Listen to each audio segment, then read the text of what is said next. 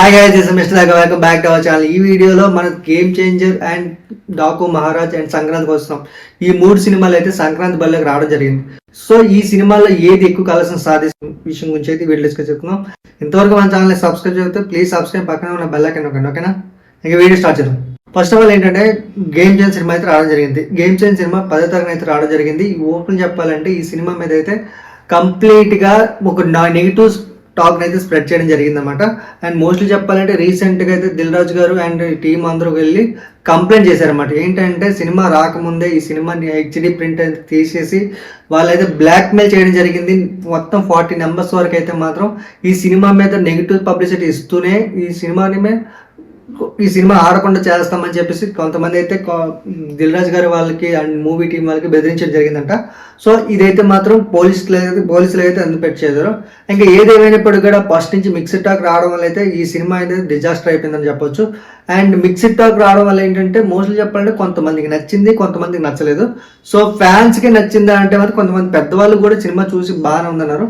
So ఏదేమైనప్పుడు కూడా first ఏదైతే talk అనేది బయటకు వచ్చిందో అదే ఎక్కువగా బేస్ అయి ఉంటుంది. కాబట్టి ఈ 2024 సంక్రాంతికి అయితే మాత్రం గేమ్ చేంజ్ సినిమా అయితే మాత్రం బ్లాప్ అయిపోయింది అనమాట. అండ్ తర్వాత వచ్చిన సినిమా అయితే అంటే డాకు 12వ తరగతి రావడం జరిగింది. ఈ సినిమా మీద అయితే చాలా మంది గుడ్ హోప్స్ ఉన్నాయి.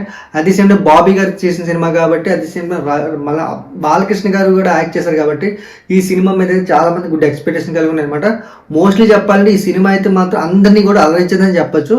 అండ్ యాక్షన్ ఎలిమెంట్స్ కానీ లేదంటే బాలకృష్ణ ఎనర్జీ కానీ ఇవన్నీ కూడా ఎక్స్ట్రీమ్ ఉన్నాయి అనమాట. అండ్ బాబీ గారు అయితే మాత్రం ఈ సినిమా మీద తనైతే చాలా అంటే చాలా కష్టపడి అయితే సినిమా చేయడం జరిగింది. అండ్ బాలకృష్ణ గారు యాక్షన్ ఎలిమెంట్స్ అయితే మాత్రం నిజంగా ఎలివేట్లు అనిపించాయి. సో ఏదైనప్పటికీ ఈ సినిమా అయితే మాత్రం మంచి రీసెంట్ ఒక హిట్లు అయితే సాధించుకుందన్నమాట. సో ఈ సంక్రాంతికి బ్లాక్ బాస్టర్ లేదా అనుకునే టైంకి సంక్రాంతికి వస్తున్నాం అని చెప్పేసి అనిల్ రావుపూడి గారు అయితే రావడం జరిగింది.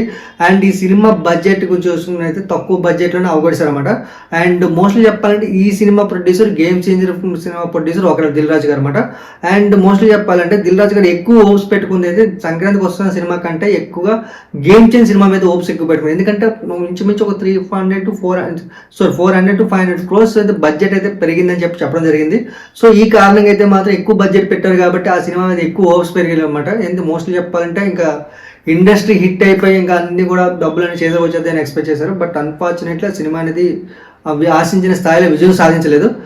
బట్ అయినా సరే నిరాశ పడకుండా అదే టైంలో తక్కువ బడ్జెట్లో చేసినప్పుడు కూడా సంక్రాంతికి మేము వస్తున్న సినిమా అయితే మాత్రం సూపర్ హిట్ సొంతం చేసుకుందన్నమాట. సో ఇప్పుడైతే నాకు తెలిసినంత దిల్ రాజు గారు ఏం చేస్తారో అనే విషయం గురించి నాకు అనిపించినంత వరకు మనకి గేమ్ చేంజ్ థియేటర్స్ అనేది తగ్గించి ఈ యొక్క ఏదైతే వెంకటేష్ గారు నటించిన సంక్రాంతికి వస్తున్నాం సినిమాని కొంచెం ఎక్కువ థియేటర్లకు అయితే రిలీజ్ చేయడం జరుగుతుంది. ఎందుకంటే డిస్ట్రిబ్యూటర్ ఆయనే కాబట్టి, అదే సేమ్ 2 సినిమాల ప్రొడ్యూసర్ ఆయనే కాబట్టి ఖచ్చితంగా సినిమా విజయం సాధించింది అన్నప్పుడు ఆ సినిమాని ఎక్కువగా స్ప్రెడ్ చేసుకుని ఈ యొక్క రావాల్సిన కలెక్షన్స్ అన్ని కూడా ఇక్కడి నుంచి అయితే రాబట్టుకుంటారనేది ఎక్స్పెక్ట్ చేస్తున్నాం.